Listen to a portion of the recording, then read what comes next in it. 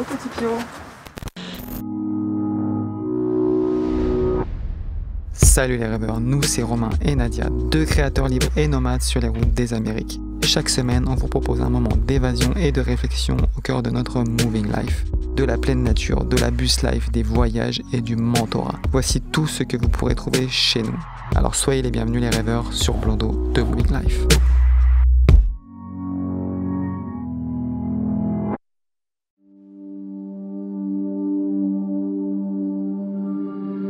Je vais mettre mon premier livre.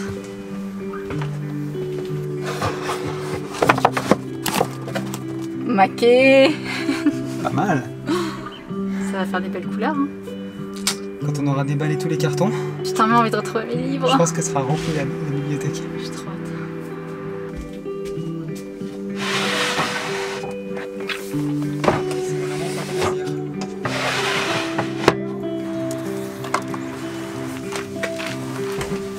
Hop. Et voilà les petits chats. Encore une nouvelle maison. C'est quoi ce truc là? Sauf que ça c'est ta maison, t'es pas chez quelqu'un. Alors oui c'est petit, c'est pas encore fini, mais... Et ben voilà.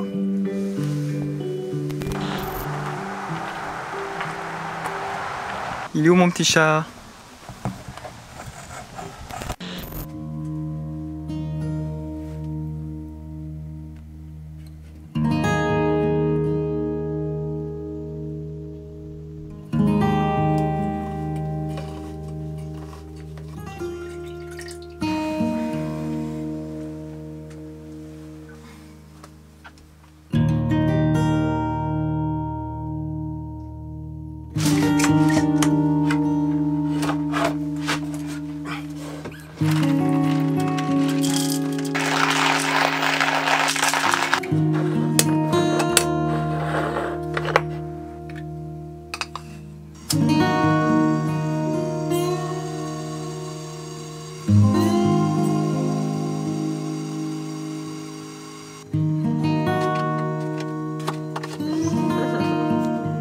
Il aime bien son jouet, sa petite peluche, c'est trop chou.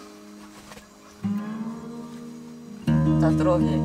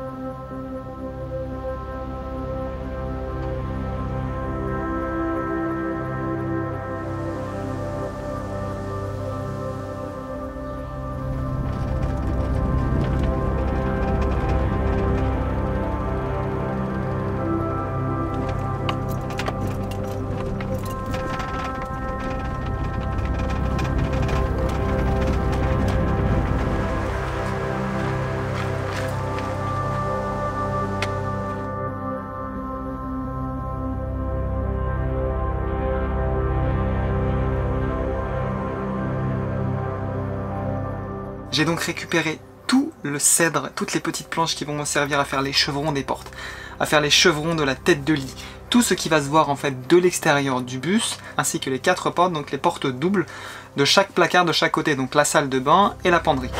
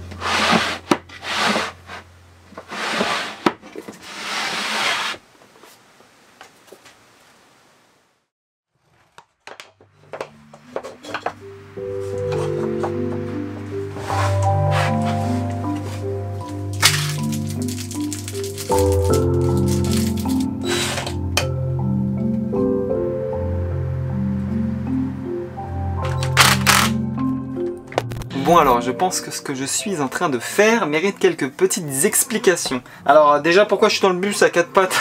C'est compliqué.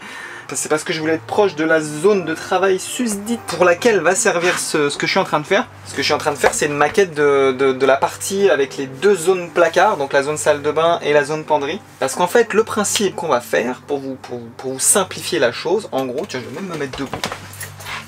En gros, ici, on va avoir une double porte.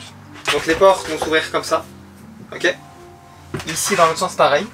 Ce qui fait qu'en fait ici, de chaque côté, on va avoir la même chose. Donc les portes qui vont être là, quand elles vont se refermer, quand on va les ouvrir ici, elles vont refermer là. Exactement la même chose du côté de la chambre. Donc ça peut être soit pour nous isoler, Nadia et moi, ou alors tout simplement pour enfermer Léon par exemple dans la chambre. Si on est dans un endroit où on ne veut pas que Léon sorte, clac, on ferme cette partie-là. Et c'est terminé. Ça permettra de séparer vraiment bien les zones et puis de créer comme ça une zone d'intimité dans la chambre, dans le toilette aussi. Quand on est aux toilettes, on a aussi envie d'un petit peu d'intimité. La complexité que j'avais en fait avec ça, c'est que comme nous on s'est fixé sur les fenêtres avec les cloisons et notre zone de passage au milieu, c'est pas un carré, c'est un rectangle. Si d'un côté par exemple on a 10 et si on ouvre sur le côté à 90 degrés, on a 12, bah forcément vos portes elles se toucheront pas, donc vous pourrez pas en fait fermer la partie avant. Moi, avant de vouloir commencer à travailler in situ direct, commencer à faire des trous dans les cloisons, etc., je tenais vraiment à faire une maquette en fait pour vraiment voir si ce que j'avais projeté dans ma tête fonctionnait. Donc là la difficulté c'était vraiment de tout remettre à l'échelle et puis de gérer avec les épaisseurs de porte qu'on va avoir, etc. Donc ça c'est vraiment un truc, si vous n'êtes pas sûr de votre coup, quelle que soit la chose, si vous pouvez le faire, faites une maquette à l'échelle directement. Ça vous permettra de ne pas saloper ce que vous avez déjà fait si ça vous a pris du temps. Moi je sais que le cloisons ça nous a pris du temps à le faire. Et ce qui est bien dans le système, donc là on le voit vraiment, je viens toucher la ligne ici. Et quand je referme ici, je viens toucher la ligne ici. Bon là il y a un petit décalage, c'est parce que on est un petit peu loose à ce niveau-là puisqu'il n'y a qu'une charnière. Et quand il y aura deux charnières, ça marchera parfaitement. Et puis de toute façon, on peut ajuster avec la profondeur du champ plat. Donc ce que j'ai acheté en fait, c'est des charnières, regardez, vous voyez, c'est des charnières comme ça, toutes plates, qui sont en fait des charnières de paravent. Vous savez, les portes qui s'ouvrent comme ça en accordéon. C'est qu'en fait, vous voyez, quand la porte se referme, on vient vraiment en plaquage, c'est plat. Et ça, c'est absolument ce que je voulais, parce qu'en fait, cette surépaisseur, elle faisait que le système ne fonctionnait absolument pas du tout. Donc en fait, c'est ça qui font toute la différence. Donc ça peut paraître anecdotique, mais c'est vraiment un tout petit projet qui permet de gagner en confort d'usage. J'imagine que là, dans l'immédiat, ça vous paraît encore un petit peu abstrait, mais vous allez voir quand les portes seront faites, et vous verrez que ça change vraiment la donne. Et j'ai bien hâte de les faire, ces portes.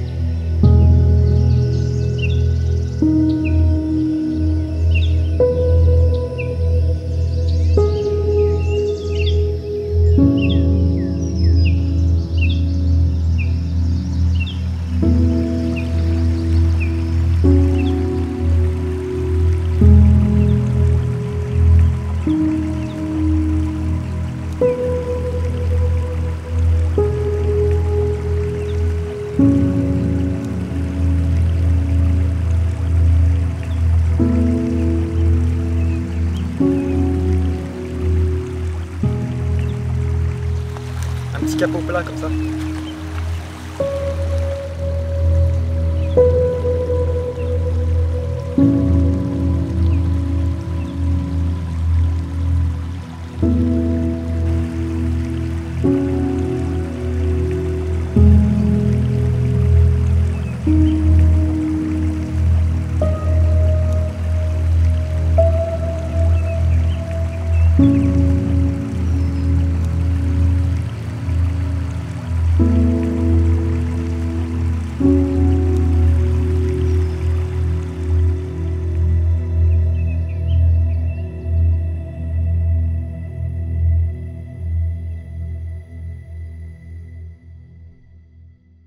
Donc finalement, concernant notre appareillage de pompe pour l'eau, pour donc notre évier, on n'est pas parti sur une pompe électrique, on a décidé de partir sur une pompe mécanique comme celles qui sont utilisées dans les bateaux. Donc là on a opté pour la pédale, vraiment pas le push-push, une vraie pédale. Et au moment où vous actionnez la pédale, en fait ça génère une énergie qui permet à la pompe en fait de faire monter l'eau dans l'évier. Là en fait, donc on n'avait pas du tout prévu ça comme système à la base, donc on avait posé des traverses au sol. Je vais devoir donc gruger la traverse qui est déjà fixée au sol pour pouvoir laisser passer la pédale et en bonne partie aussi la pompe, puisque nos meubles vont être un petit peu sur l'avant. Donc là c'est ce que je vais faire maintenant, c'est ce que vous allez voir.